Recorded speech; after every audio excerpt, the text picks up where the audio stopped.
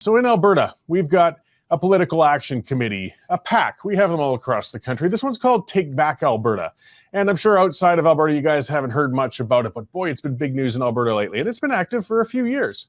Now, this PAC has been drawing the attention of local media while academics and other political pundits have been clutching pearls over the actions of this PAC. The establishment is issuing dire warnings that this nefarious PAC is gaining undue influence on the political landscape. And like I said, PACs exist across the country in many forms. They're essentially non-party organizations trying to influence the political spectrum. And they range across the political spectrum from left to right. Now, Take Back Alberta is unapologetically conservative-leaning, but so are several other Alberta PACs, and none of them are setting off the alarm bells among the establishment like TBA is, though.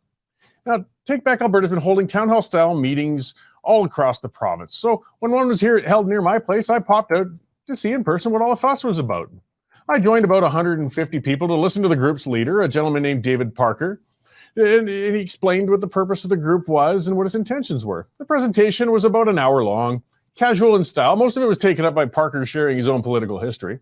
And towards the end, though, Parker revealed the odious agenda of this group.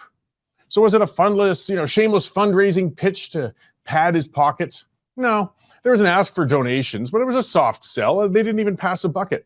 So was there a call to action for mass demonstrations or political sabotage? Perhaps an attempt to encourage attendees to intimidate voters or something, or stuff ballot boxes? No, it was nothing of the sort. I'll reveal this underhanded agenda right now. Hold on to your seats. David Parker and his group Take Back Alberta is encouraging people to get out and become active within the established political system. That's it. That's all.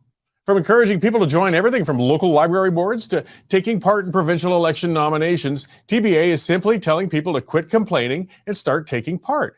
You see, David Parker and his organization are revealing a well-kept secret in Canadian politics the establishment doesn't want exposed. The academics, the political and media elites of the nation count on citizen apathy to maintain their positions. You ever wonder why so many universities have gone off the deep end? Why so many nutty civic politicians manage to get ridiculous policies entrenched? Why despised federal and provincial politicians seem to hold on to their seats forever? Well, it's because we let them. It's as simple as that.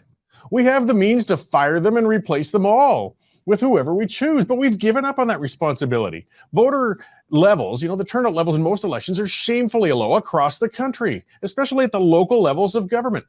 We need people to get off their butts more often and cast their ballots.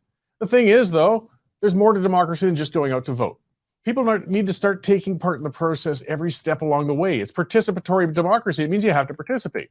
Fewer than 3% of Canadians hold memberships in political parties. Is it any wonder the parties continue to select candidates and leaders who don't represent the constituents well? The number of people who take part in constituency associations, school boards, or yes, even library boards, that's even lower. An active and tiny minority tail has been wagging the Canadian dog for a long time. A small number of people can achieve a great deal of change just by taking part. Now, Parker, he's just encouraging the commoners to take part and scaring the bejesus out of the establishment folks holding positions of power. PACs have been around spending dollars on advertising and holding events for decades. The impact of all that activity is limited, though.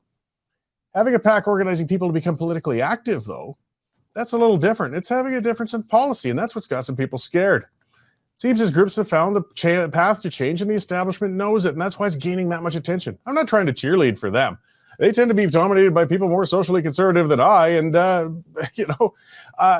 it's not necessarily the best PAC in the world as far as I'm concerned, but I respect their right to organize and their success with it. If you don't like what they're doing, the solution is not to demonize the group or try to make up conspiracy theories. The solution is to fight fire with fire. Get out on the ground, then go to other meetings, go out to the polls, use the democratic means sitting right in front of you. The process isn't a secret. It just hasn't been used.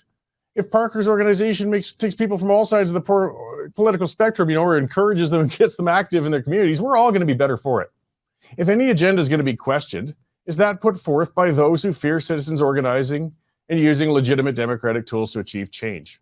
What's the establishment so afraid of? The unwashed masses daring to stand up for themselves? Well, good. It's time the establishment had a shaking up. So keep that in mind in your areas, no matter what province you're in, no matter what side of the spectrum you're in.